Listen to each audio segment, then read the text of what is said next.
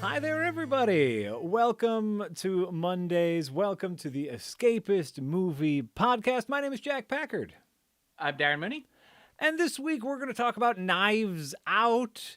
Not only Knives Out the movie, but Knives Out the sequel to Knives Out, as every single actor is being invited to join the Knives Out 2 cast, which is fantastic as far as I'm concerned.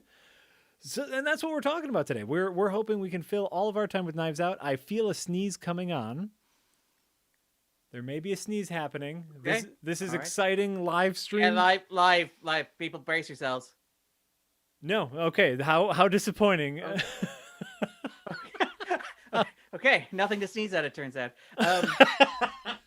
But very quickly before we jump in, noticing in the chat, somebody's asking if have I seen The Woman in the Window, and yes, unfortunately, I have. I think I suggested the possibility of us talking about it, and then I was like, no, let's never talk about that movie. It is a fantastically talented cast, a fantastically talented director, a fantastically talented writer, by all accounts, a very decent book that he is adapting, and it is just a shit show. Oh, is To that put it frankly, the Netflix movie? I with forgot the Amy name. Adams, yeah, Oh yeah. no. Yeah. No, it's like she's 2 for 2. It's like Hillbilly Elegy, and like there are points at which she doesn't have an Oscar, but I feel like the Academy would almost like negative her an Oscar. It'd be like, okay, fine, when you win one, we're gonna take it back just for this. It's sorry, that's mean. I shouldn't That's be mean. very mean, but now that actually gets me more excited to see it. Yeah. Well, no, like again, it's one of those movies that was like produced by Fox when Fox was still a company. Mhm. It was test screened, and the test screening was, by all accounts, disastrous. So they went back to reshoots. While that happened, Disney bought Fox. Disney were like, we don't fucking care about this movie. Push it back into the schedule, Barry. COVID happens. They're like, we don't care about this movie. Netflix are like, hey, it's got Amy Adams in it. Gary Oldman's in it. Julianne Moore's in it. Jennifer Jason Leigh's in it. It has 2 Captains Americas in it. It has, Wyatt Russell and Anthony Mackie in it. I mean, Wow. how could you possibly go wrong? We'll take it. We won't screen it for critics. I did not get to see this before it was released or escaped onto Netflix on Friday day. Mhm. Yeah, and it is not good. Not worth your time. Sorry, I feel like welcome to the Knives Out podcast, where we talk about a good murder mystery. No, I think it's so fun. It's yeah. The upsetting part about that is I know, like, Netflix obviously takes these opportunities to gobble up star-studded events, and I'm sure a large section of their audience wants that. Like, a movie with big stars, I pay my $10 a month, now I get a movie with big stars. But eventually it has to hit a point where Netflix gobbles up enough garbage to devalue itself, right? Well, I mean, that's the thing, is like, and again, this is maybe a nice segue into talking about like the 2 Knives Out sequels, which have already been bought by Netflix for $450 million, which is an amazing deal. Apparently, rumor has it that Ryan Johnson, Daniel Craig will each walk away with $100 million each, which is kind of amazing. Good That for like Johnson. them. I know, very good for them, but it's like Johnson making more on this than he did provisionally on a Star Wars movie, which is kind of amazing to me. But like the thing is that like the in terms of the Netflix stuff, I do think you're right in terms of like people are like, oh, it's got Amy Adams in it. Like, how wrong can I go? It's from the director of like Atonement and the director of like Pride and Prejudice, the director of Oh. Anna Karenina. Like, this should be a slam dunk. Also the director of Pan, but we don't talk about that. Oh, sure, I'm sure. sorry, I panned Pan. But yeah, and it's like, but to bring it into Knives Out, one of the suggestions I've seen for why Netflix do this, because these are arguably movies that exist outside of Netflix's wheelhouse. Mhm. They're very interested in established intellectual properties. They're very interested in established brands, and primarily like directors. So bring in Martin Scorsese, give him like $200 million to make his like movie with Robert De Niro, which I love. The Irishman, my favorite movie of 2019. Mm. But like, if I'm Netflix, there is no way that I can justify that. And bring in, say, Zack Snyder, get him to do his zombie movie and have that be a big deal when that comes out at the end of this week, for example. Mhm. But like movies like this are kind of less there because they're kind of, you imagine they're less attention grabbing or glitzy. What's been suggested to me is that they do that for the algorithm. What they want is they want a deep bench of content so that when you watch something Mhm. starring Amy Adams, like say the Netflix original film Hillbilly Elegy, directed by Ron Howard, when you get to the end, it says continue watching, and it's able to give you a poster with Amy Adams on the cover of it. I mean, there's a very famous story about The Open House, which is a terrible horror movie if anybody has ever seen it. But Netflix paid $8 million for it. It cost about $500,000 to shoot, if even. But Netflix went to the film festival, bought it sight unseen for $8 million because one of the stars appeared in 13 Reasons Why, and they desperately needed something when teenagers finished binging 13 Reasons Why to go, hey, do you like this kid who's probably named Dylan? Yep, watch this next. I'm sorry, I don't know the actor's name. I should have. Darren doing wonderful research for this Dylan podcast. or Hunter. Logan. He looks like a Logan. Yeah, he looks like a Logan. Or Bryson or Tamlin. I'm just saying words that end in un. Tyler. It looks like a Tyler. Yeah, there's a Y in there. Oh yeah. Sorry. Skylar. Yeah, no, there's Sure. And so like, my guess is there is a less discerning audience for a star vehicle who then, Hillbilly Elegy, who then see, oh, here's another star vehicle movie. This is exactly my wheelhouse. You have earned my $10 this month, Netflix. Boom. Yeah. Yeah, and you've already paid the $10, so you don't feel the same. Like, and again, I've talked to people. This is actually how, like, people like my parents kind of justify it and like it. It's like, if you pay for a movie, you're investing money in that movie, and if that movie sucks, you're like, man, that movie wasn't worth me paying the money for it. Yeah. But if you're paying for a streaming service like Netflix and you watch it and it's crap, you're like, well, look, I still got like 30 days to earn back the value of the $10 that I paid them. So this was a wash. But you know what? Maybe Army of the Dead is for me, says my mom. It looks like it's going to be great. I mean, Dave Batista is pretty dishy. So like, it's that thing we've talked about with every streaming service, which is just above mediocre. That's all you need to do is just be above mediocre, and you can sail by. Yeah. Yep. Yeah. Coasting, lightly coasting. I mean, again, I'd argue as long as you don't tip under mediocre that frequently is the thing. But that's even like why the streaming model is binge based, I would argue, for things like Netflix shows, because like they're designed so that like I could not, you could put a gun to my head and ask me to describe like the 7th episode of the first season of Daredevil, and I'd be like, is that there maybe in a warehouse? There's some fighting in it, I guess, based on law of averages. Sure. Yeah. It's in the middle of the season but it's all released all at once, so it's like you binge the whole thing, and at the end you're like, well, that feels kind of filling because there were 13 hours of it. I can't tell you anything that happened like distinctly within those 13 hours. And if I was watching an hour of it at a time over the space of like a quarter of a year, I'd probably feel bored and disinterested. But you know what? It's like eating a Big Mac. It's like you know what you're getting. I think that's super fair, and we talked about this a little bit over on A Marvelous Escape, which you can watch right now over at the Escapist movie channels if you haven't, with Darren, KC, and myself. Which is binging Falcon and Winter Soldier was a much more even experience than waiting a week, then waiting a week, then waiting a week, then waiting a week.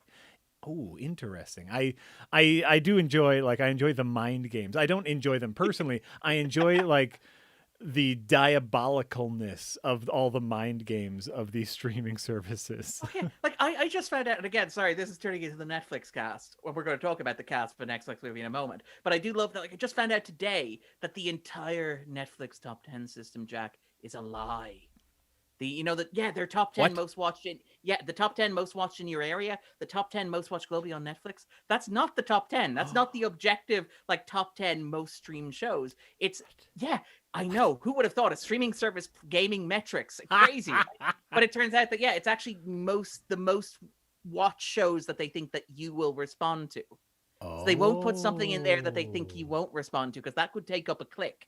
It's like if they know that you're not going to watch The Circle or whatever, they won't put The Circle in at number 3. They'll just go, nope, take that out, and we'll move number 11 in because he might watch number 11. Sure. And it's so incredibly cynical. And even the little tiles are picked to get you to click on them. They profile you as a user and say, how do we get him to watch this product?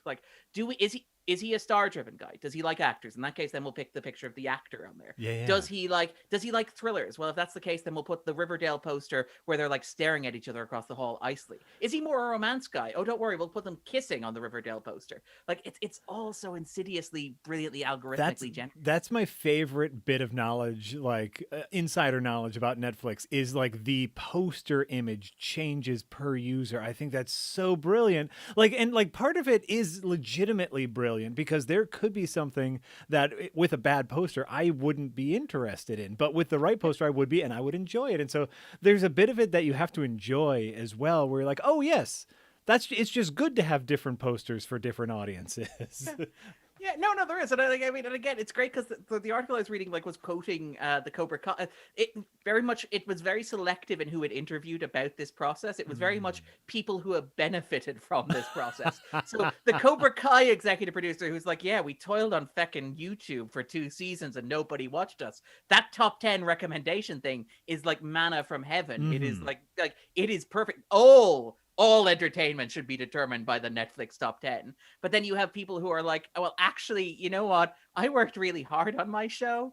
And like, because it didn't look like anything else Netflix produced, they just kind of buried it. And they didn't even mention that it was available there, which is, again, the push and pull between the two. Because it's very much, it's selling you what you already like is what the algorithm does, instead of like introducing you to new things. But that's Darren going borderline grumpy old man shaking fist at cloud. No. But on the other hand, like Cobra Kai, it was nice that people saw Cobra Kai. Cobra Kai, the first season is really good.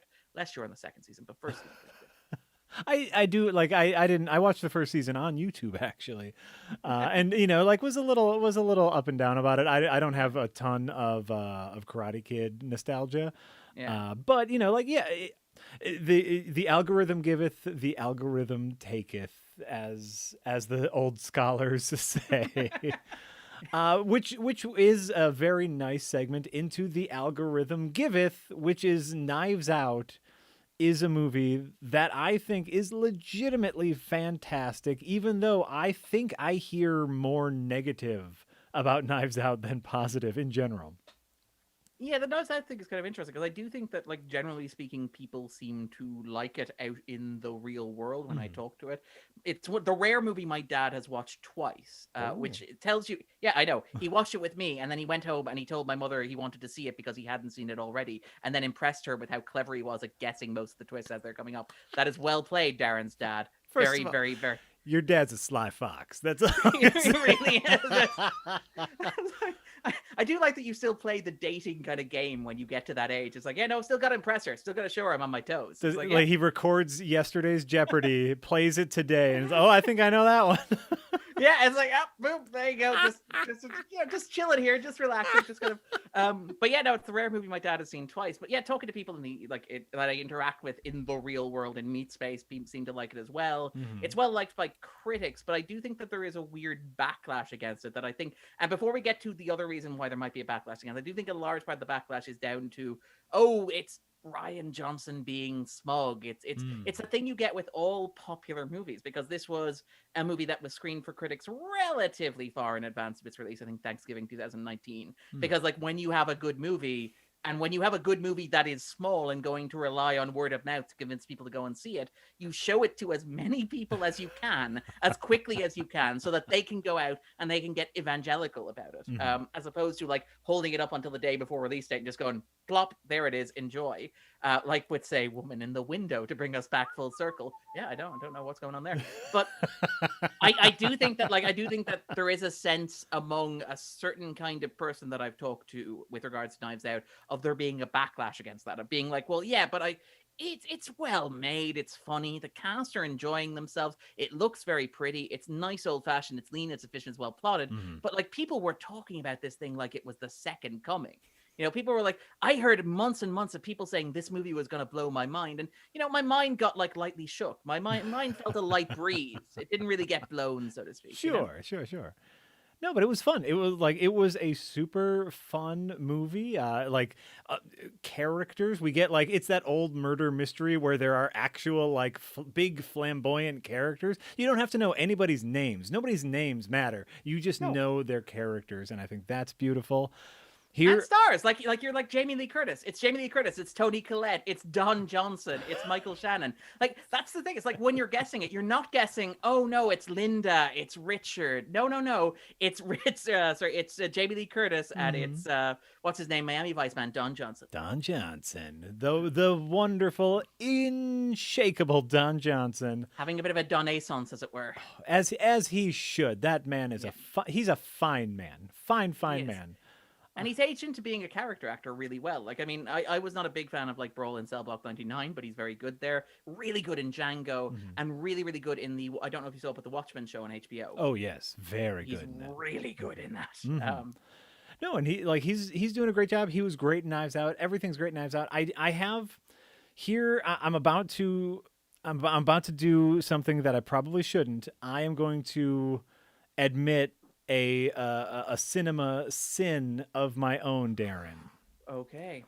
I On your part or the movie? on my part, I like as a Okay. film buff, as a film guy, as someone who really enjoys movies and spends a fair amount of my life in and out of professional spaces talking about movies. Here is my particular sin. I have seen exactly 2 Rian Johnson movies. Ooh, do I want to guess which ones? Okay, so The Last Jedi is obviously one. Yeah. That's a freebie, right? Yep.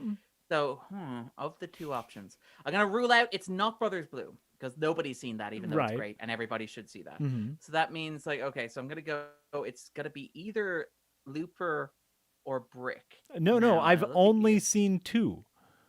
Oh, Knives Out is the second one. Knives Out is the second. Oh, well, this was an easy game.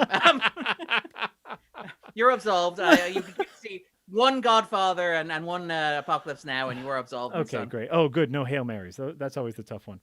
So it's like, and like I've heard nothing but phenomenal things about Looper, about Brick. Like, I know by proxy that his movies are good in general. I just never got around to them.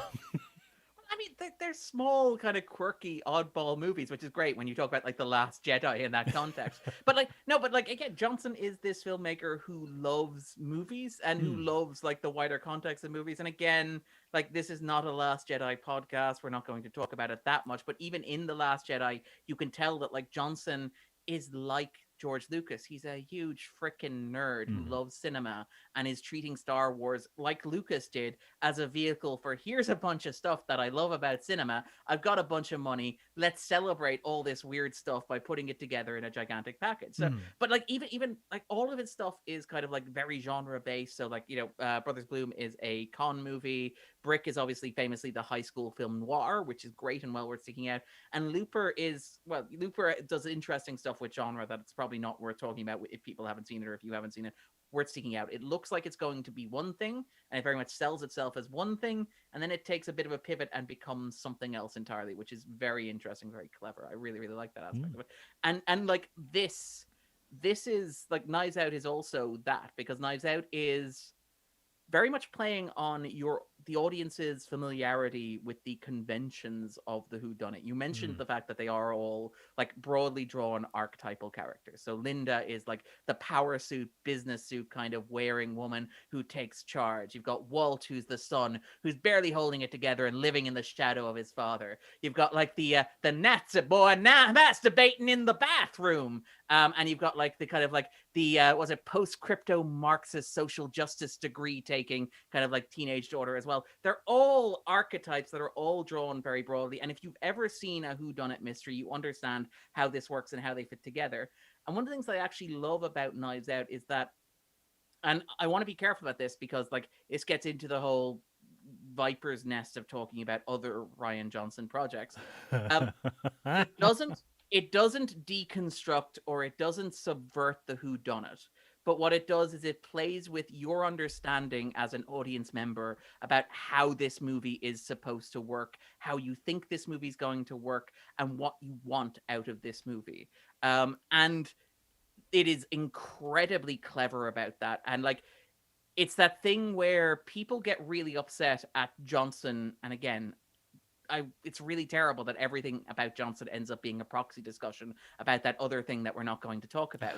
But like people get really mad at Johnson because they say that he doesn't make movies. He makes subversions or deconstructions of them. And it's like, no, Johnson actually pays attention to what the movies are doing and then does something similar with them. He doesn't emulate the surface appearance of them. He actually looks at like the mechanics of how they fit together and plays with them and says, "Yeah, no, these are fun and important parts of how these movies work. Let's make them work." So like, I feel and like again, that was a really subtle dig at J.J. Abrams, and I would love to just put a pin right in that to make sure that that dig sticks.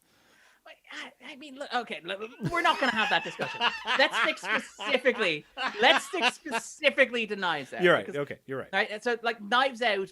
And again, we're assuming people listening to this have seen the movie. Knives Out looks like it's going to be a standard whodunit. It's Harlan Thrombly is a famous mystery writer. He lives in a house that is described as like a house from Clue, is what he lives in, like a board game. It's stacked with all these like fake walls, monuments, mannequins. By the way, that is a real house, and they actually imported real automatons. And the cast would actually use the automatons during their off time together because they were just such fun, odd kind of creations to have hanging around the house. So things like the little drummer boy who can play music and stuff like that, which is fascinating to me. But like, it starts out with this writer's dead. It looks like it was a suicide. This investigator's this gentleman sleuth, which is like my favorite type of character, is summoned after receiving an envelope full of money and an article about the case. Arrives, shows up, and begins kind of poking and discovers that maybe the suicide wasn't really a suicide at all. And there is a line of attack on Knives Out, appropriately enough, that says, this isn't really a whodunit. It's not really a mystery. There's not like they kind of point the finger and say, "Oh no, this is the guy who did it. This is how it happened. It was Mrs. Plum in the pantry with a candlestick holder or whatever." Mm-hmm. And I feel like those criticisms miss the fact that a lot of murder mysteries are not about that. And in particular, the one that he's referencing here, which is like Agatha Christie's masterpiece, which was the Murder on the Orient Express. Which, like, Murder on the Orient Express is a whodunit murder mystery that is like has the framework of a murder mystery, but is centrally about the question of what is justice and what is the difference between a criminal act and a morally condemnable act. And I feel like Johnson looked at Christie's work, and Christie's work deals with themes to do with like class, to do with wealth, to do with power, and said, yep, that is a core ingredient of the murder mystery. It's not even just Christie. Like, if you look at something like Columbo, if you've ever watched Columbo, Columbo is a fascinating study of like how whodunits are often about like class and social position and performativity. Like the entire thing about Columbo is that he wanders into these settings where all these like rich, wealthy people live who have like no connection to reality whatsoever. They see this bumbling trench coat wearing guy who probably doesn't have a college education, who doesn't necessarily articulate himself particularly well, and they assume that he's worth writing off because he's not with it. He doesn't come from money. He's not a gentleman. And then he proceeds to very carefully and very subtly unravel all of the lies that they're telling one another. And I think that Knives Out does that really well. It understands that like the joy of a whodunit, isn't just pointing the finger at somebody and saying, yeah, this is exactly what happened. Here's a cool montage. It's saying, no, here's the questions that these movies ask, and here's the mysteries that they get at that are more fundamental than, oh, look, it was Bob with a candelabra, Well, and I'm so happy you brought up Columbo because that was also in my notes. The other part of it, like, yes, like the theming to the mystery is beautiful and really resonates with the overall story. But to me, the most important thing mechanically to a whodunit, and I talk about this a lot when we talk about movies and when we talk about TV shows, is showing the math. And that was always my favorite thing about Columbo, because in an episode of Columbo, which, by the way, if you haven't seen Columbo, I want to say it's on Netflix. Watch all of Columbo. It'll be your favorite show ever. The pilot's directed by Steven Spielberg, I believe, or one of the early episodes is directed by Steven Spielberg. Yeah. It's my favorite detective show. I've gushed about it so many times. Yep. So the wonderful thing about Columbo... Wait for the J.J. Abrams reboot. The most wonderful thing about Columbo is the fact that you know who the murderer is. They show the murder before Columbo shows up. And so it's never about the whodunit. It's about that blue collar work of showing your math. And the most brilliant thing that Knives Out does is it is a genuine whodunit, as you're not sure who done it, but it still walks you through all the paces and shows all the math And that's the beautiful thing about it. I saw Ison over in our chat was maybe complaining, maybe just trying to add to the conversation, saying subverting expectations isn't that great for a second watch though. And that's where I will disagree with you, Ison, because once you know the ending, you can watch Knives Out a second time and watch how they plant all those flags and show their work precisely. I'm not going to say it's more enjoyable. I found a different but equal amount of enjoyment my second watch through of Knives Out, which I did like a couple days after my first watch through because I enjoyed it so much. And I think that's like the structure of the mystery is just that it's always one step ahead of you and leaving those precise breadcrumbs, and he nailed it. Yeah, well, I mean, to get to the second watch question, which is kind of interesting before we actually talk about like first watches. The thing I really love about the second watch of Knives Out is that you're watching the characters and you're figuring out who knows what when. And like that's the thing is that the first time you watch Knives Out, the character of Benoit Blanc, the gentleman detective who sounds vaguely like Foghorn Leghorn, played by Daniel Craig, working out the accent that he brought out in Logan Lucky. I do love that man so much when he's having fun. But like the first time you watch it, he seems very haphazard. Like he has this big speech about like gravity's rainbow, how his job is simply to follow the object to its terminus when it reaches the ground and then deduce backwards what happened. When you watch it the second time, you clock very quickly that he realizes that Marta is implicated in this somehow quite early on. And he watches her because he's more interested in the why, the what, the how than the who. So little things like the way in which he moves her closer to himself, for example, and things like that. The way in which he seems aware of like the blood stain on her shoe earlier than we are as an audience member. And how like despite the first time you're watching it, the tension is when's he going to figure this out? The second time you watch it is no, he's clocked that she was there. He's clocked that she was involved. He's clocked that there's stuff that she's not telling him, but he's watching it play out because he's genuinely curious and because and again that theme that we talked about in whodunits, which is the difference between criminal culpability and the idea of justice, the idea that who is responsible for the death of Harlan Thrombey, because he actually has this big speech at the end where he talks about like who the guilty party is. And he says there is one guilty party in the sense of like having malice, in the sense of like wanting death to happen. It doesn't matter that legally speaking that person, and again there's a big thing towards the end of the movie where it's like I didn't technically legally do anything wrong. I didn't break any laws. But no, Benoit Blanc's like, no, there is a guilty party here, even if you technically didn't do something wrong. And I think that's a really interesting angle. I think it becomes very clear the second time you watch it because you're no longer watching it to solve the mechanical riddle of who did what to whom when, but instead going, no, who knew what when, and why are they acting the way that they are if they know the things that they do, even if that's not immediately obvious to us the first time around, which is fascinating.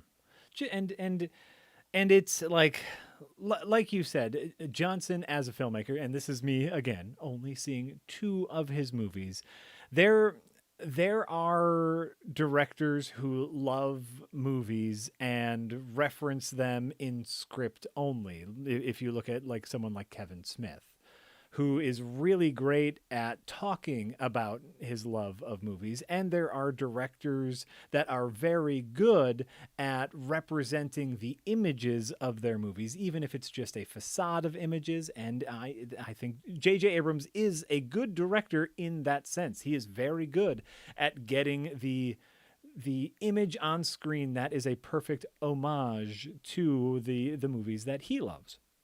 And I think that Johnson is a director that is able to get both with a amount of subtlety that should be rewarded immensely, because like it's just like his love of film isn't in his characters saying like isn't in his characters talking about Star Wars a la Kevin Smith, which is like, and that's fine. Like I'm not here to hate on Kevin Smith or J.J. Abrams.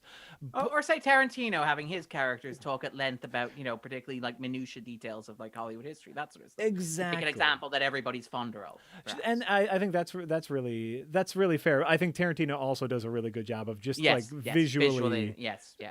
planting his flag in something. Yeah. But of course Tarantino does not have the same level of subtlety where when Tarantino plants a flag, he says, "This is what I'm doing.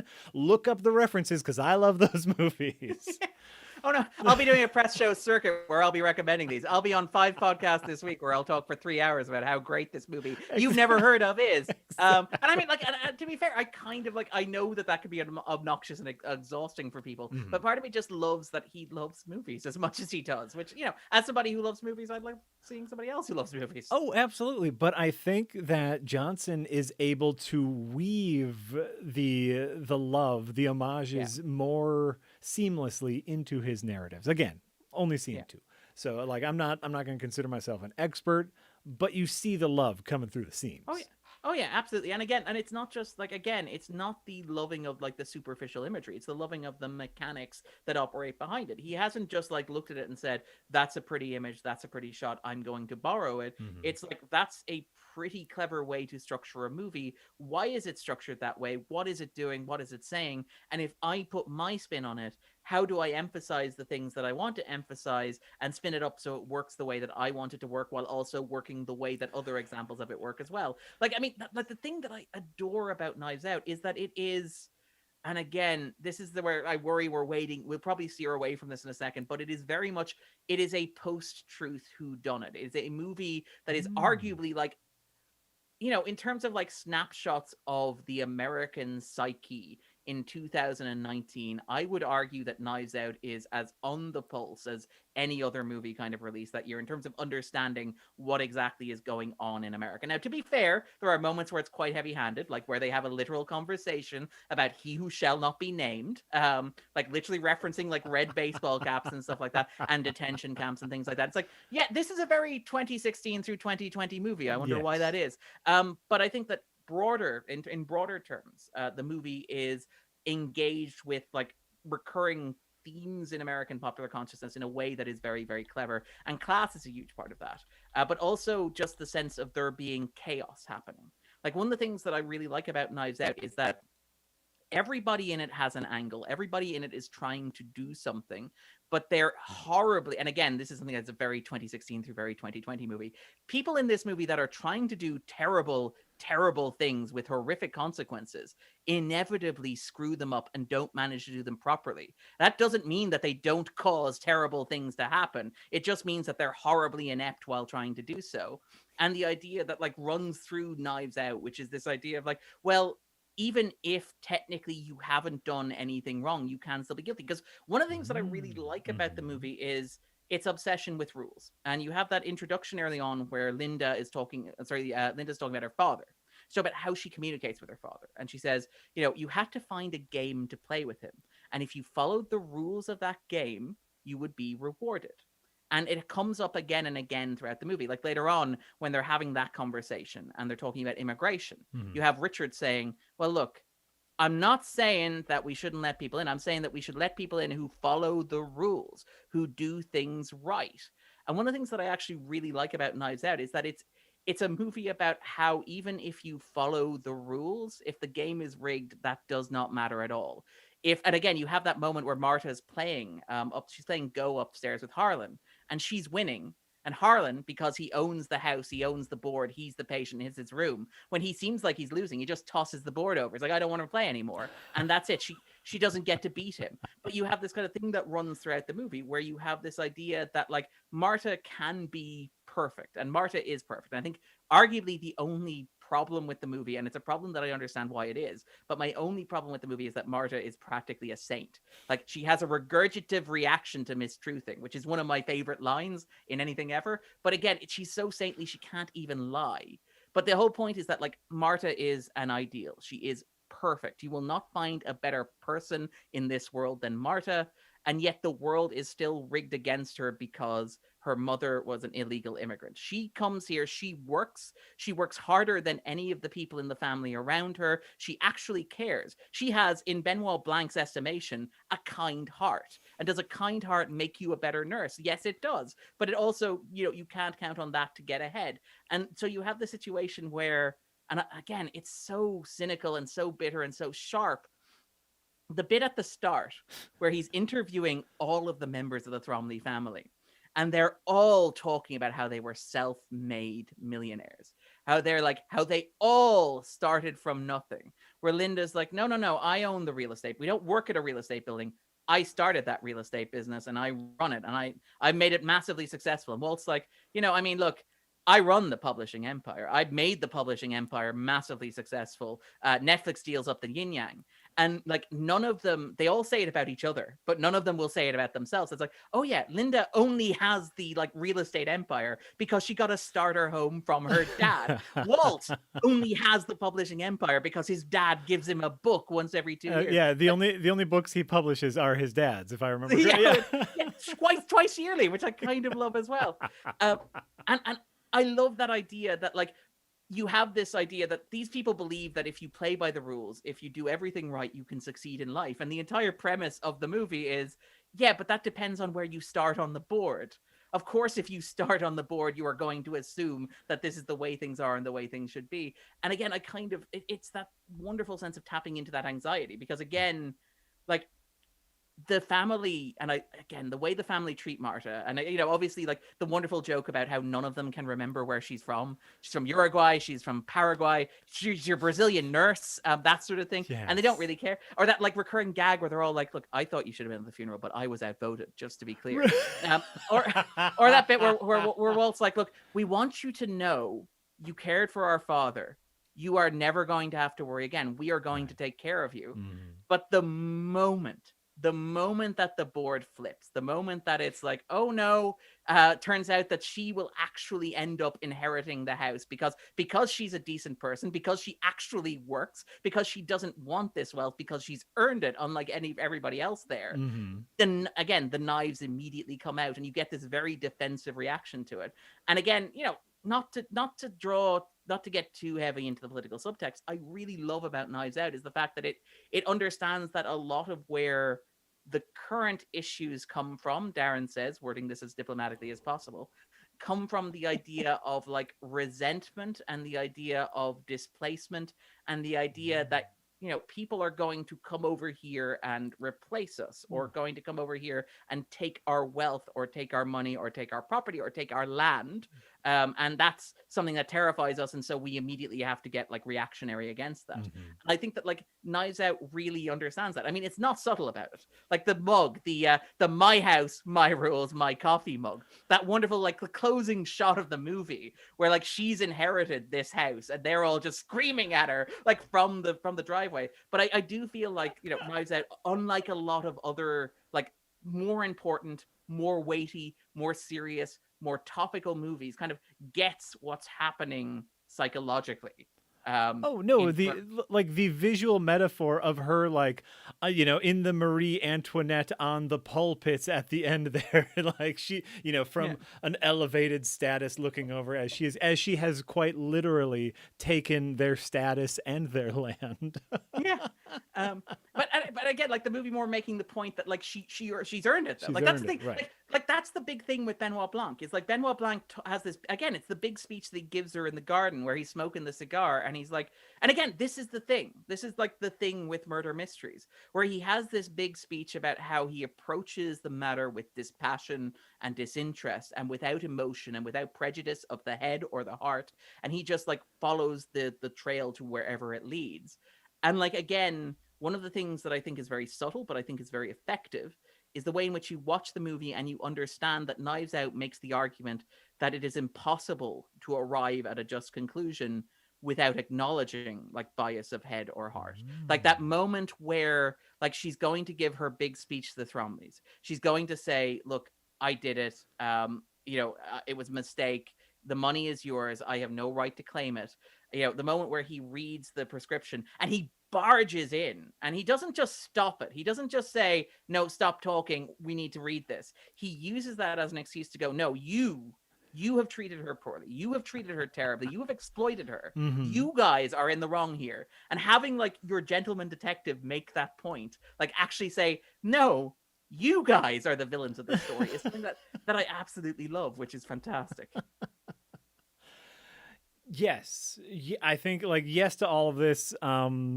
I just rewatched it over the weekend and now I want to rewatch it again. Like, it's so good. Oh, it's so fantastic. Well, and I guess like, this can be just a good segue. Like before we gush too hard on Knives Out. Yeah. I mean, I guess there's no too hard because we've already done that. That'll like blend a little bit. 45 minutes in, we say. That'll blend a little bit into like so we know that Johnson is capable of, master classing a murder mystery with layered themes, with really fun, interesting characters. Enter Dave Batista. Enter Catherine Hahn. Enter Janelle Monáe, Edward Norton. Like, all going on holidays in Greece. I haven't been this excited about a sequel since Mamma Mia 2, Here We Go Again. I mean, Pierce Brosnan. Who can't get more Pierce Brosnan? This is what I'm saying. Like, we need to have a Mamma Mia cast later on, but I will just say, Pierce Brosnan's rehabilitation of his inability to sing SOS in Mamma Mia 2 is amazing. In Mamma Mia, he tries to sing and he can't. It's terrible. Okay. But then he reprises it in Mamma Mia 2, which is such like a balls to the wall, double down kind of move. It's like, it's a real, I know what I'm doing here. And he reprises it. And you're like, damn, my heart's fucking breaking. It's like, well played, Pierce, well played. Now, Darren says at the Irishman on the podcast. As someone who has not seen either Mamma Mia or Mamma Mia 2, did his character sing it badly, or did Pierce Brosnan sing it badly in one?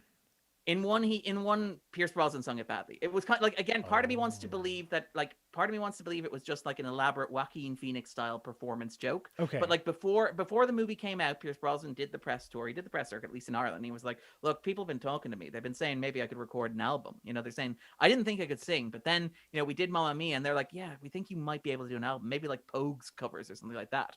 And then the movie's released, and I was like, whoa, okay. No, not necessarily.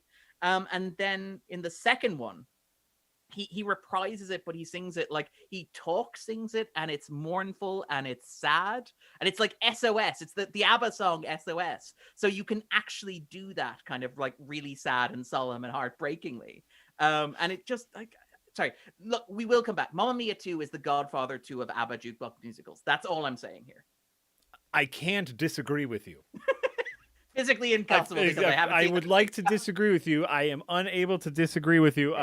So we will. It includes flashbacks to like the parent character from the previous film setting up her business in a new world. It is the Godfather 2 of ABBA jukebox musicals. We're gonna put a pin in Mamma Mia's and we're gonna come back to that at a later date. As someone who genuinely enjoys rom-coms and musicals, I'm shocked I haven't seen either of them. But we'll wait for the trilogy. Yeah, when the trilogy comes out, we'll wait. Is that a thing? Do a deep dive. I hope so. I really hope so. There has to be a Netflix pot of money to make that happen, right?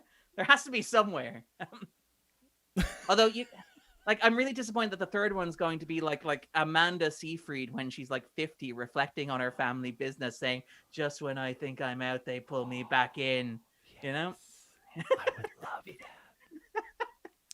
Is it? Yeah, oh, I get. You know what, Rory Johnson? That's a good question. Is it Mamma Mia's or is it Mama's Mia?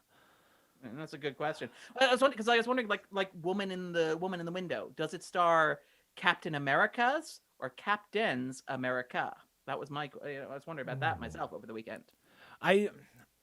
For Mamma Mia, I'm gonna for both. I'm going to say that the title is the subject, and so the S goes at the end. So it's Mamma Mia's and Captain America's.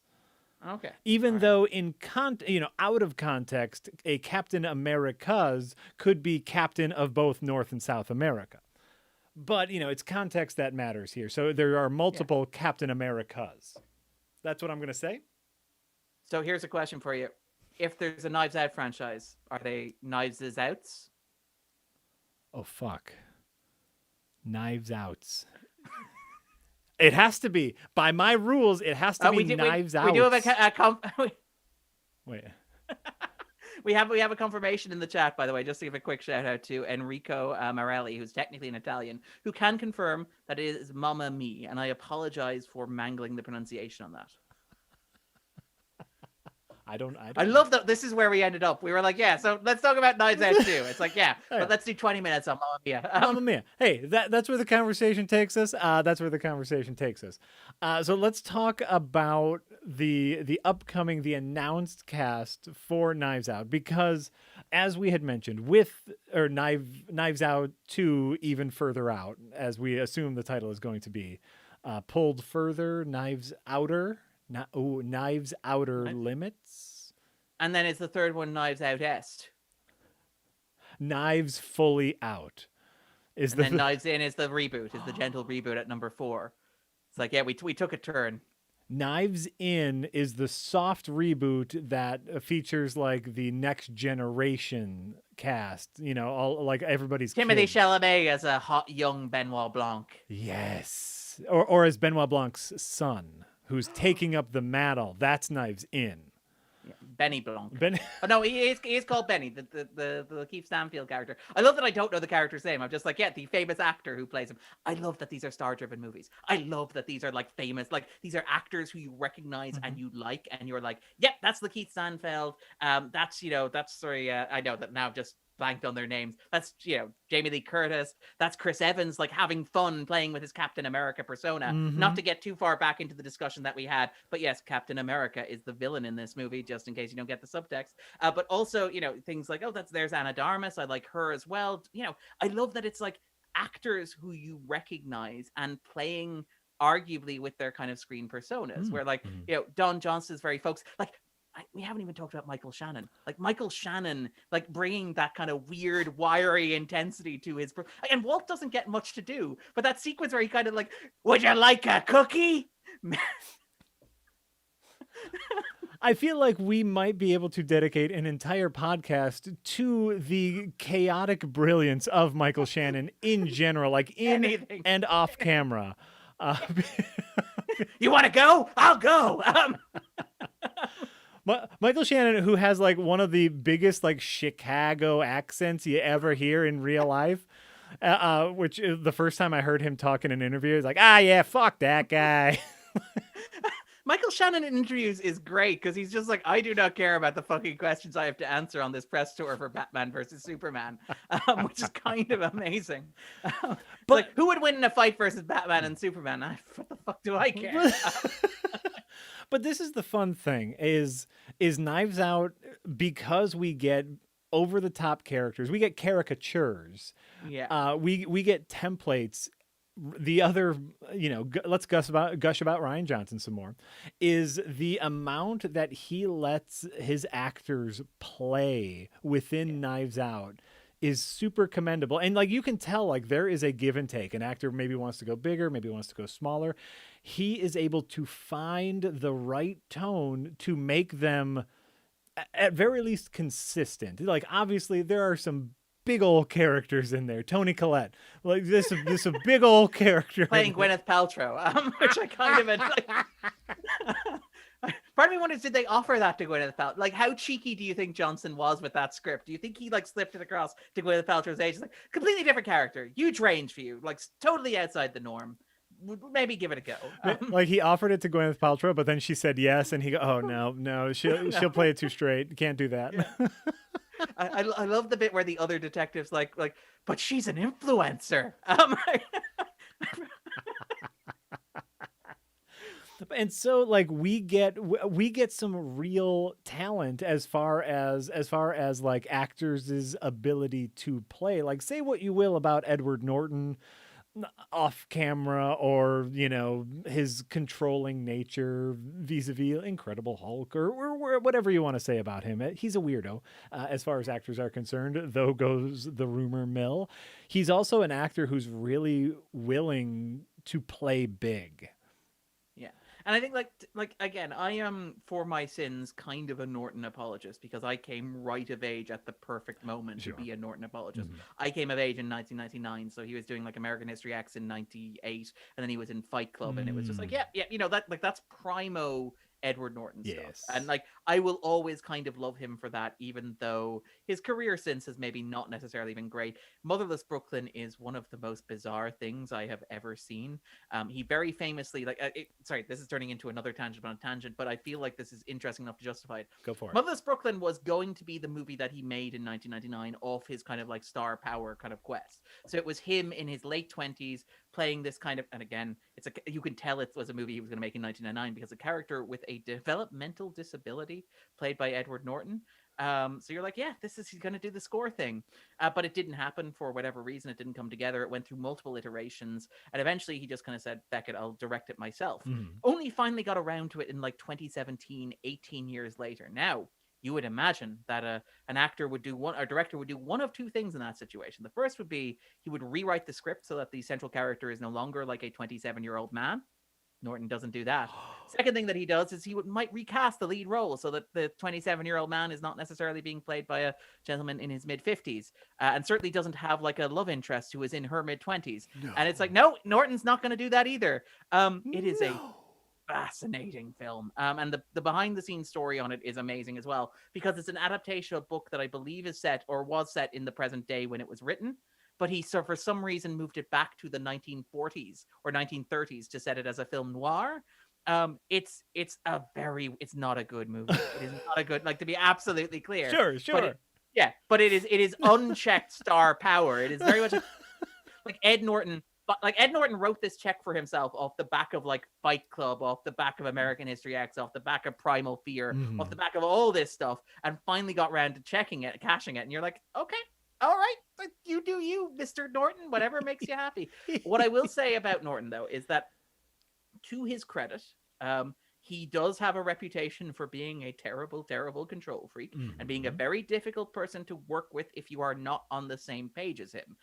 Notably with studios, you mentioned the Incredible Hulk situation with Marvel, but also like the Italian Job situation with Paramount, where he was contractually obligated to star in another movie with Paramount, and they basically called his bluff and offered him like the Italian Job. He took it and then spent the press tour complaining about how terrible the movie that he was starring in is, which is never a good look for a star. I mean, I get it, but at least wait until like the press tour after this one to start trashing the movie. Right. Just play nice, all right? Yeah, well, that's it. Was it Spielberg talking about like Shia LaBeouf? Because like Spielberg had done this thing where he was curating Shia LaBeouf's career and wanted Shia LaBeouf to be the next big thing. And LaBeouf did this thing during the press tour for one of the Transformers where he just kind of let loose and he started talking about how, you know, Michael Bay was a hack and how Spielberg was now a hack who'd like lost all of his talent or his creativity and his imagination, as you do. And I think like as you do when you're Shia LaBeouf, right? As Shia LaBeouf, who's been like mentored by like one of the great living American directors, you want to make sure that you burn that bridge very thoroughly. But Spielberg's like observation on that was, look, however you feel about it is your business, but your job is to sell the car. Once you've sold the car, you can do and say whatever you want. But while you're there, you're selling the car. But I will say that like with Norton, sorry to get back to the point that we're on, I think we have a point possibly. To get back to the tangent of the point that we're on. The tangent of the point that we're on. Norton, in his old age, in his dotage, seems to at least have come around to the idea of working with directors that he respects and accepting that he can be an instrument for them. So like, I mean, you know, and again, the stories that you hear about American History X where he locked the director out of the editing booth and got himself a Best Actor nomination, as you do. The most generous man in Hollywood, by all accounts. And I love that movie, and I love that performance in that movie, but still. But, like, in his old age, he started working with people like, say, Wes Anderson. And, like, if you pick an actor whose energy you don't imagine fits with, like, the dainty, gentle, possibly made of chocolate aesthetic of Wes Anderson, it's not Edward Norton, but Norton pops up in things like the Grand Budapest Hotel. He pops up in Moonrise Kingdom. He pops up in Isle of Dogs, and he's very good in all of those, and he's very good in supporting roles. And I do think that like if he respects the director, and that's a big if, but if he respects the director, he will do good work, and he will very happily accept being like third build in the cast. Like I think, you know, pointing to something like Birdman. for Yes. example. Like, where he's a big character. Of course, he's He's playing playing Ed Norton in the style of Birdman. It's like, he's yeah, playing an is egocentric actor, which is fine. Like, but that shows a modicum of self humor that like I'm willing to accept. Yeah. yeah, yeah, and I mean, and like to bring it back to like the rest of the cast, like there's Janelle Monáe and there's Catherine Hahn, and we'll come back. I mean, the obvious joke with Catherine Hahn is, I guess we knew who it was all along, eh? Huh? Eh? Huh? Eh? But Dave Batista is the character I'm actually really fascinated by, because Batista, and I don't know if we've talked about Batista on here before, but Batista is weirdly becoming one of my favorite Hollywood actors, and it's not just that like I like his performances, although I do, and we'll talk about this in a moment. It's like just his personality, like the way like when you were young, you used to believe that like celebrities were like cool people, and then you'd find out things and you become disillusioned by them. Mhm. I feel like there are very few actors today. I'm so cynical. There are very few actors today who could disappoint me. But like discovering that Dave Batista is not a nice person would break my heart, because he really, like when you watch him and you listen to him talk about stuff, like so for example, like his love of La La Land, where he like introduced for the AFI. He introduced La La Land and he took out his LP of it and he just gushed over it for 5 minutes. And like that man has the biggest heart. Things like what happened with James Gunn, where he was the first member of the cast to come out and say what was actually happening to James Gunn, which was he was being railroaded by Nazis, and like actually giving no fucks about whether or not Disney were going to like fire him for that, which again like I adore Yes. in terms of like moral principle. But even things where you hear Batista talk about his craft, I talk about how like he obviously started out in kind of wrestling and stuff like that. He started out kind of fighting. And he talked about how like he actually takes acting really seriously. He hired like an acting coach. He did lessons. He talks about how he's always incredibly nervous when he performs, because he's worried that he's going to let the director who has hired him for this role, and he's now a recognizable star, he's now a recognizable actor, but he's still like, they hired this wrestler and I'm worried that I'm going to let them down, I'm going to embarrass them. And you're like, God damn it, if I could wrap my arms around you, I would hug you, you gigantic tree man. But I also think that Batista is a surprisingly good actor, because he does that thing that actors do, where he is somehow counterintuitively physically one thing and like emotionally the other. He is like physically a block of granite. You look at him and it's like that man is an immovable object. Yes. But you look at his best performances, and like his best performances, they don't, big or small, whatever they are. I'm thinking like the opening scene where he plays Saper in Blade Runner 2049, for example, right? That sequence is a very small sequence. It's a very short sequence. He's a big guy in it, but it's strangely tender and strangely moving.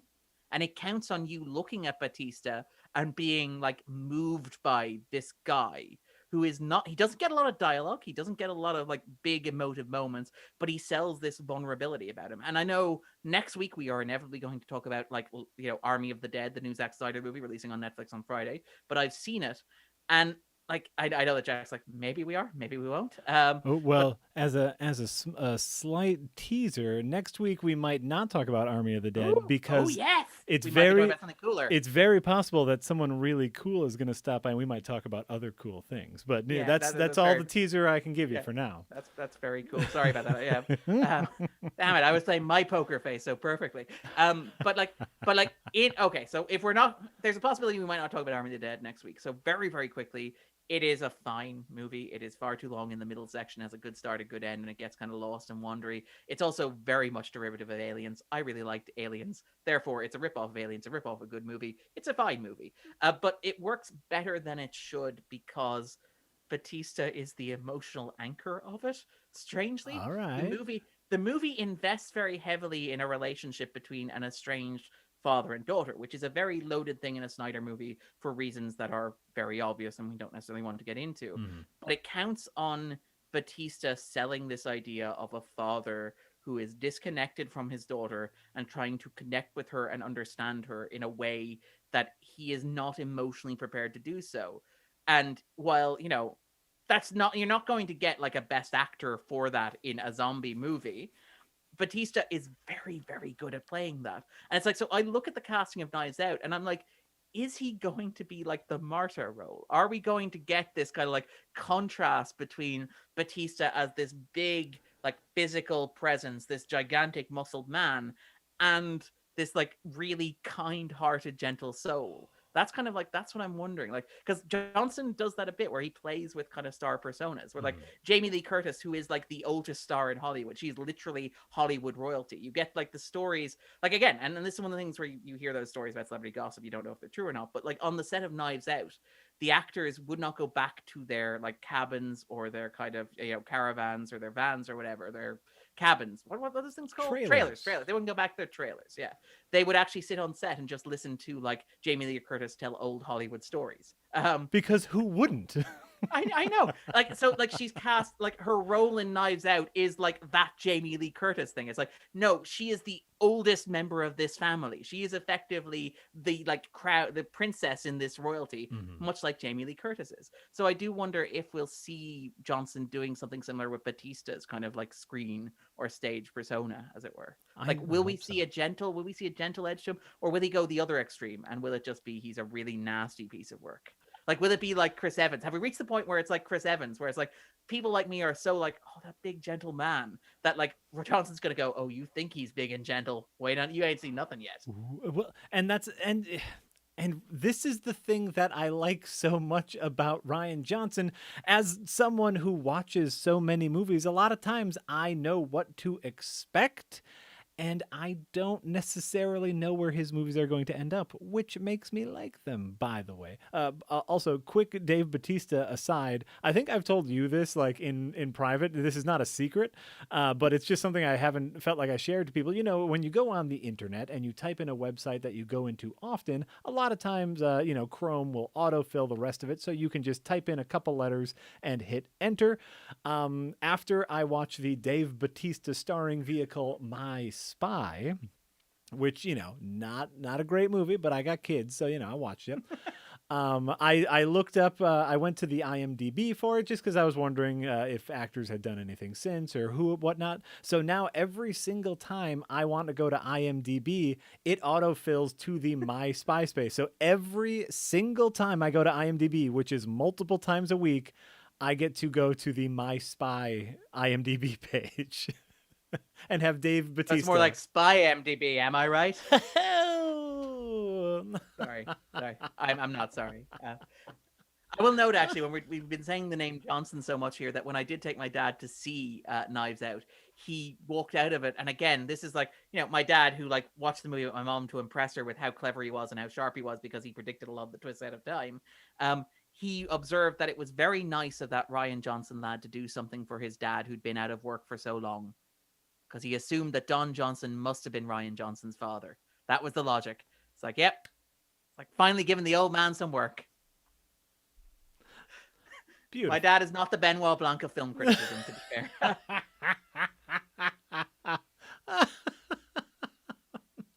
That's just great. So where were we? We were Batistaing.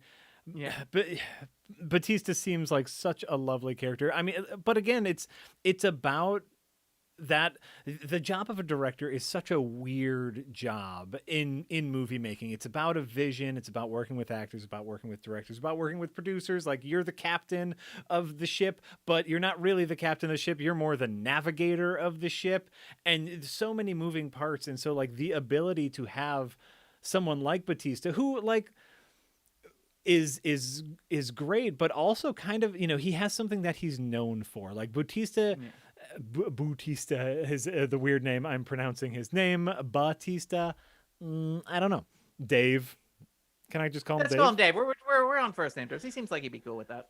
As long as you're happy to talk about La La Land, you can call him Dave. Well, with Guardians, with Guardians, which is of course his largest movie, he's known to be that.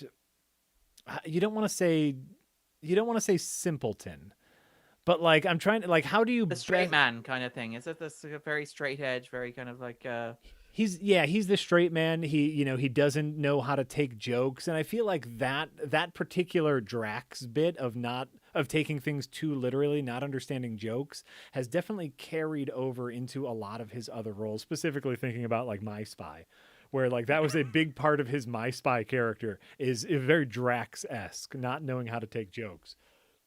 And so I would not pull the knife out; it would cause bleeding. Right. And so, like, just understanding as a director, understanding how to utilize a significant talent that I do believe Dave is after, Blade Yeah. Runner, obviously, beautiful movie. And he did beautiful in it, is really, really hopeful. Catherine, I'm going to talk today, and it's not all going to be right. You got to stick with me, everybody. I gotta Catherine, hand it to you.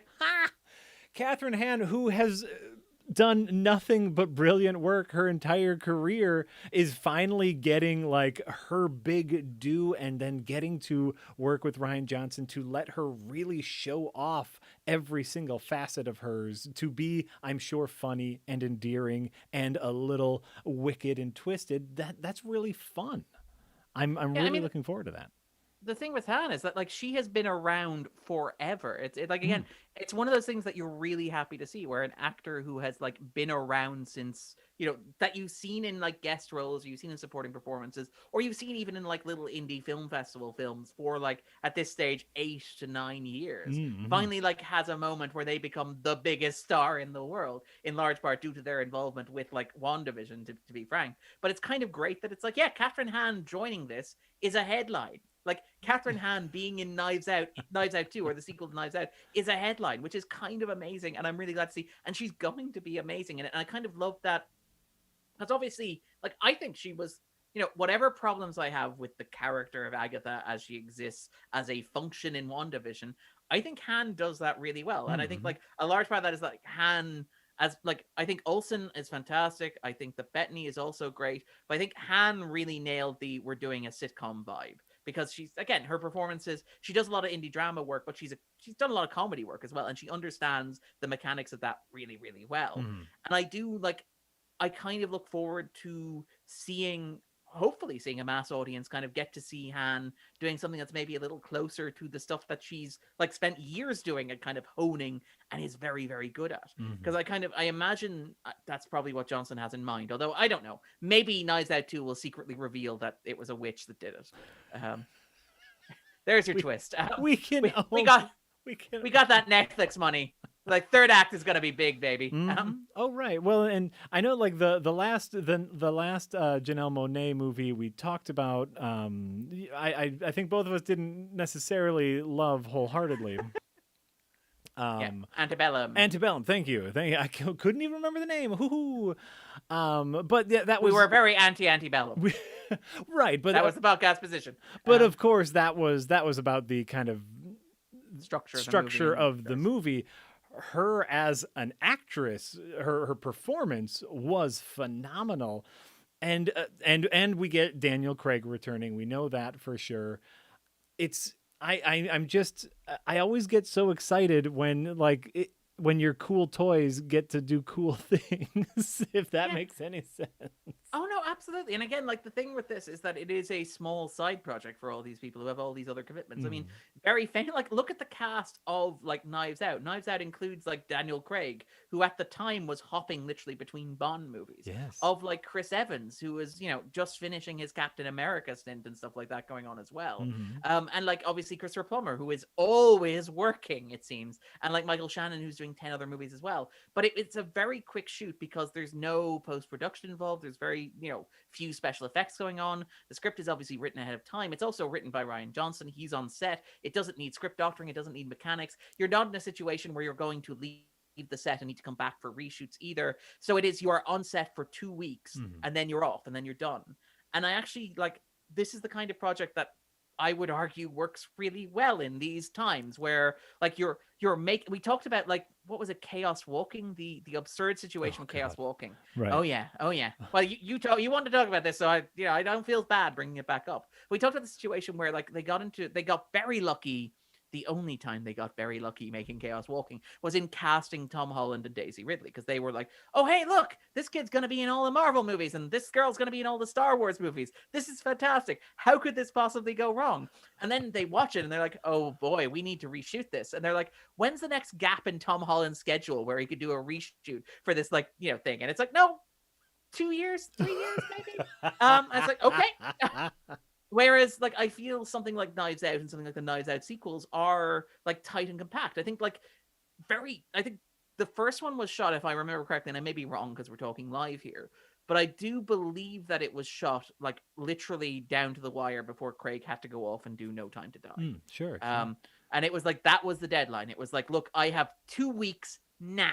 Can we do it 2 weeks now? And it's like, yeah, we can do it. And like by all accounts, not a high pressure set, not like a lot of stress, because like there's one car chase in it, and the joke in it is that the car chase is terrible. Like that's like the car chase in it is a joke because this movie doesn't need a car chase. That's the entire like reason why the movie does a joke. Otherwise, it's a bunch of actors delivering lines in a house that actually physically exists, so you don't need to build it. Its locations are confined. There's no big special effects works. There's nothing particularly like graphic. There's no big setups. There's very few sequences where you have to like imagine setting up for that is going to take half a day and we only get one shot at it. So it is the optimum movie to make at a time like this where every other movie is so involved and so demanding of like stars' time, because like if you only have 2 weeks, you can make a movie like this, which is great. Like it's these stars are going to go to Greece, hang out together, get paid a bunch of money by Netflix, and presumably have like a great time listening to each other tell Hollywood stories. I guess Ed Norton's Hollywood stories this time around. Sure. Yeah, and then I told Tony K. I said, and that is the story of why Mark Ruffalo is the Hulk. Gather around, children. But like the idea, though, of like this being a movie that can be made cheap, that can be made effectively, and can have these actors like actually acting in physical spaces without post-production work, I think it's fantastic. I think it's really, really great that like a movie like this exists. I have just one minor concern, and the problem is that like for a movie to exist like this now, it has to be a Knives Out sequel. Like that's the problem here, is that like instead of Lionsgate or Netflix going, well, Knives Out was a massive success, let's give a budget of what 20-30 million dollars to a bunch of young up and coming like writers and directors and let them do something that is cheap, cost effective, can be shot efficiently, can be shot in location, doesn't require effects work, and has a bunch of actors that we respect attached to it. They say no, let's not try and find the next Knives Out, let's just make another Knives Out. Yeah. And you see it a lot. You see it like even with like John Wick, which like when John Wick arrived, it was like, yeah, look at this. It's a low budget action movie with physical stunts. I love seeing movies like this, and let's go and see it. Let's talk about how great it is. And the studio's response to that is fantastic. You're going to get 20 more John Wick movies. It's like, no. I mean, I'm happy to take all the John Wick movies that you'll give me, but I just want more movies like John Wick, if that makes sense. Right. And so how can you fit that into the algorithm of like, because you watch this movie is like that. People don't want that. They want by the creators of, which is, I guess, like the hope is, the silver lining is that perhaps Johnson can switch into more of a production role, a la Lord and Miller, where it's like from the team that brought you Knives Out comes Knives Outer or whatever, however you want to, comes spooning. Comes like a low rent heist movie, for example, or a con artist movie, or kind of something like Baby Driver, but with fewer sex offenders in it. That sort of thing. Ooh, that would be nice. I know. I liked Baby Driver, and I feel dirty now. Anyway, it's a tiny Baby Driver rant. Baby Driver, I think, is a perfectly adequate movie. I overall didn't really dig it. Baby Driver, like I haven't. Again, this is weird because like ever since the stuff came out with Ansel Elgort and obviously the Kevin Spacey stuff as well, it has not been a movie that I want to touch because I'll feel dirty afterwards, and that's not the movie's fault, to be clear. And like I'm not shaming anybody who like it's a personal thing, and it is just my personal thing, to be clear. I'm not shaming anybody. I'm not saying because people tend to think these things are big moral pronouncements or judgments. They're not. It's just me personally, to be absolutely clear. But before that happened, Baby Driver was like a movie that I saw 13 times because it was a default. I'm flicking through the channels. It's on. Oh, there's always something happening. I'll stop and stay with it movie. Sure. And there was a while where like we have a broadcaster over here, Sky, which does like relatively recent movies. So I would come in from like work or a movie screening. I just sit down, I turn on the television. The first movie I would find that I could engage with that didn't require that much of me was Baby Driver. And it's like, I'm gonna watch the next hour of Baby Driver. And I quite liked it. I can It's see not a that. masterpiece, to be clear. Yeah. Like, it's not Edgar Wright's masterpiece, but I think it's a fun little movie, and it's the kind of thing that I would like to see more of, if that makes sense. You know, that's kind of Yeah. like that's what I'd like to see the Rian Johnson brand. Do we think? What about what are the Knives Out sequels going to be called? Is the question. Do we think they're going to, like, not even just like in terms of puns, but do we think, is it going to be Knives Out 2? Is it going to get a subtitle saying A Knives Out Story? Is it going to be Knives Out Ooh. Presents at the top? Because you mentioned the algorithm and you mentioned the recommendations and the Yes. importance of searching and branding. So, like, and that's the thing, is like one of the things that I've heard, and I don't know if this is true, so I'm going to repeat this in a public forum where I could be called out if it's not. I like it. One of the things that I've heard is that you'll notice in recent years we've moved away from like movies with like 2 in the title or 3 in the title. So, you know, Iron Man 1, 2, and 3 are that, but like the Captain America movies all have subtitles. The Thor movies all have subtitles, for example. Yeah. You know, that sort of thing. The Ant-Man becomes Ant-Man and the Wasp. One of the reasons that I've heard for that is because of SEO, because they don't want you searching for the movie and returning the SEO of the original movie. They want you to get the new movie in the franchise, which is interesting. Classic So, like, when you search engine optimization. Absolutely. I love that we've reached a stage where like search engine optimization isn't just for like weirdos doing HTML in their basement anymore. It's for like brand marketers coming up with the title of the next billion-dollar movie.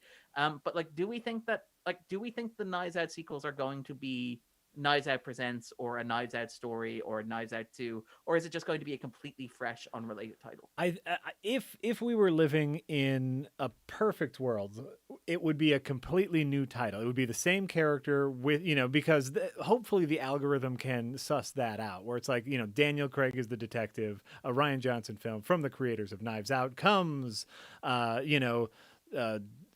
plunger stuck or whatever, you know, whatever it's going to be, right?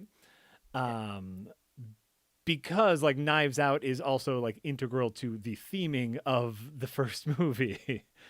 And so in a perfect world, we wouldn't have that. What I'm going to say is via the Netflix algorithm. I'm trying to think if there's another example of this. I can only imagine, because of Netflix, this is going to be Knives Out : something. And I'm trying to think if like we've had you know we just had. We have had a Princess. We've talked about the Christmas Prince movies on here, didn't we?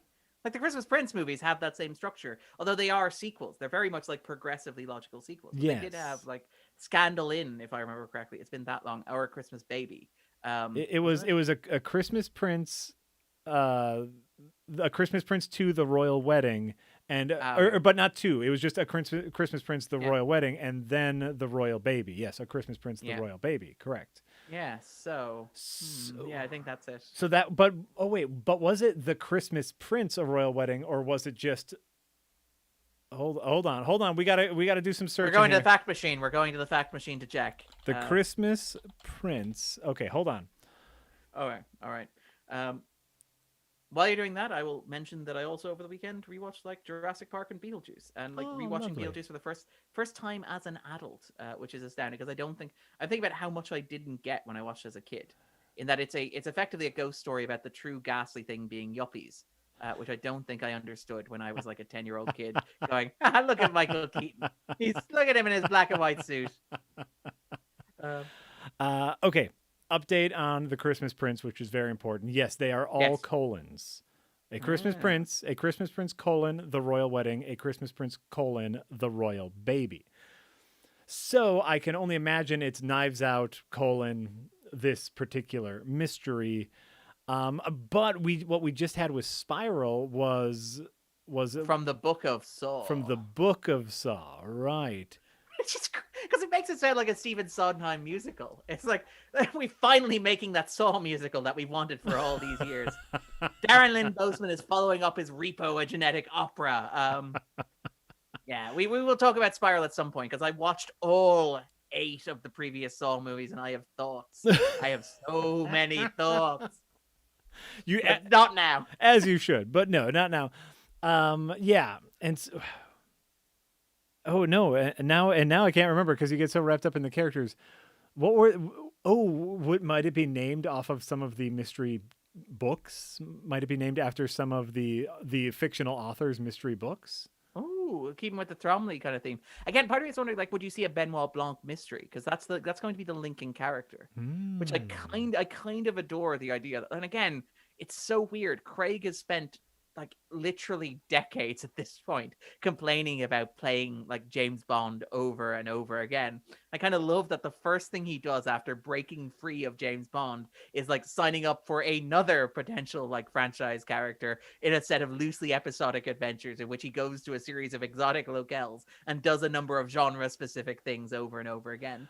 That said, the fact he's earning $100 million from Netflix probably makes it a bit easier to swallow. And in this one, he doesn't need to get into crazy good shape and put on a little man thong. So it's like, he's like, wait a minute. I get to be like, do a funny accent for 2 weeks. I don't need to get into ridiculous shape and no one, like has to pretend to shock my testicles. I'm in. I kind of do love the idea that Benoit Blanc's accent should change with no context whatsoever on each of the films. It's just whatever Craig is feeling like at that moment in time. Just have fun. By the way, that it would be hilarious if like that was his character trait, where it's like no one, the elusive Benoit Blanc, is because he's like just making up shit as he goes along. That would be beautiful. But I mean, I can't, like, part of me is like, and it's weird that I'm kind of like already, because I was like, I want more movies like Knives Out. I don't want more Knives Out movies. I do want more Knives Out movies, to be absolutely honest. I just want more Knives Out movies and more movies like Knives Out. Yeah. But I want like Knives Out 5 to be like Benoit Blanc Goes Home. It's like, we did the previous 3, the opening trilogy are like fantastic. They're regarded as some of the best whodunits, whatever. The like soft reboot with number 4 didn't quite land. So what we're doing with number 5 is we're going back to basics. Benoit Blanc is going back to his home in, I don't know, Connecticut, I guess, probably, to make it interesting, because there's no way that's actually a Louisiana accent. And it's like he's got to go home and investigate. The true mystery is close to home. Oh, I like it. There we go. Yeah. I like it. I would much prefer the title to be a Benoit Blanc mystery, but they have to put Knives Out in there. They do. They do. Okay, the best thing about a Benoit Blanc mystery is that kind of makes it sound like the Netflix content stuff. Like, it makes it sound like a Christmas Prince or something like that. It's like, despite the fact that it stars like some of the biggest actors of like the present day in the 90s, and it's directed by like a director who like is an auteur in a very literal sense. I love the fact that it makes it sound like it's behind all the Hallmark stuff. It's like, do it, Netflix, do it, you cowards. Put it in the mix, like put it, with the cooking mystery show. Like there's a series of movies about a chef who solves murders. Again, it's a Hallmark thing. You continue talking. I'm gonna get the reference for this. Okay, I can only imagine it's called Well Done, perhaps. Ooh. or Over Seasoned, or maybe it's called Stick a Fork in Me. Okay, this is a problem because I thought that there would just be one of them. But it, like, when I Googled it, like, there's an entire Goodreads genre titled Culinary Mystery Books. What? Yeah. So it's like an entire kind of The Serial Murders is like one, which is great. Come on, The Serial Murders? Tell me that you don't want to read a culinary mystery titled The Serial Murderers. I'm just upset that I didn't come up with that pun, is I guess what I'm saying. It's but like there is, and again, like it looks like a kind of Canadian production as well. Yeah. Try and find the name of it. But like there's apparently an entire subgenre of like cooking related mysteries, which I kind of adore. It's that kind of like algorithmic thing where you bring the two elements together. It's like people like the Great British Bake Off, people like Line of Duty. What if Line of Duty and the Great British Bake Off were the same thing? I'm just trying to imagine a situation in which a chef is in a new location every week so that they come across this mystery. Catering to nobody, dying for chocolate. Okay. The Last Suppers. Wait. I love Chocolate Chip Cookie Murderer isn't great. Oh no, that's like Sticks and Scones. First, that's great. Let's bounce back to the Chocolate Chip Murderers. Like, that was at the end of the day. We're like, we need 15 titles today, and they're like, we only have 14 Chocolate Chip Murders. I'm going home. The Main Corpse. Tough Cookie. The Grilling Season. Prime Cut. I love all these. Yeah. I love all of Shopping Spree. Shopping. And Wait, do we know which one is on Netflix, or are these all on Netflix? These are all just like culinary murder mysteries that I found. I did like it's an entire subgenre. Devil's Food Cake Murder is one of those where they weren't really trying. Like it's just No, that's like a C grade effort. Yeah. Crunch Time. Oh my should god. Be more brunch time, I think, is probably what it should be. But Brian Shilligo. State of the Onion, a White House chef mystery. That's too far. That's way too far. that's like off the deep end of cooking show mysteries. I just want to shout out Brian Skilego, who is like Live and Let Pie. Oh, I love that so good. But I do love that like we apparently reached the point where people are like, look, the culinary murder mystery genre is tired. We need to inject some excitement into it. What if it's at the White House? What if the guy who's solving the mystery is the White House chef? I think that jumped the shark in a very real way. I'm not saying that it's not good, because it could be amazing. It's like Air Force One, but instead of on the plane, it's in the kitchen. Eh? Yeah. And instead of terrorists, it's a murder mystery. And instead of the president, it's his chef. Huh? Wolfgang Petersen's like, yeah, I'm not doing anything. I'm so... Wait, have you figured out which is the Netflix show yet? No, sorry, I got so distracted. Hold on. And by the way, we are professional. Sorry for everyone, but this tangent is important because this is a genre I did not know existed, and I am watching immediately. Is it the final table? I'll find it. Oh, hold on. Yep, there we go. The kills. Acclaimed authors slyly. Yeah, the final table. No, I don't think that's it. Okay. Oh, Gourmet Detective. Row of the Day. There we go. It's called Gourmet Detective. That's not really particularly like impressive, to be fair. No. Yeah, Henry is hired to authenticate and purchase a long lost and very valuable recipe book. Soon, Henry and Maggie find themselves in a murder mystery where secrets hidden within a treasured book have dire consequences for all who own it. What? Oh my god, I'm looking up like stills from this, and they're sexy people. He's a sexy chef, she's a sexy detective. Oh, this is Eat, drink, and be buried. What? This is real? Al Dente. Yep. Oh my god, Brooke Burns. Who that? A Healthy Place to Die.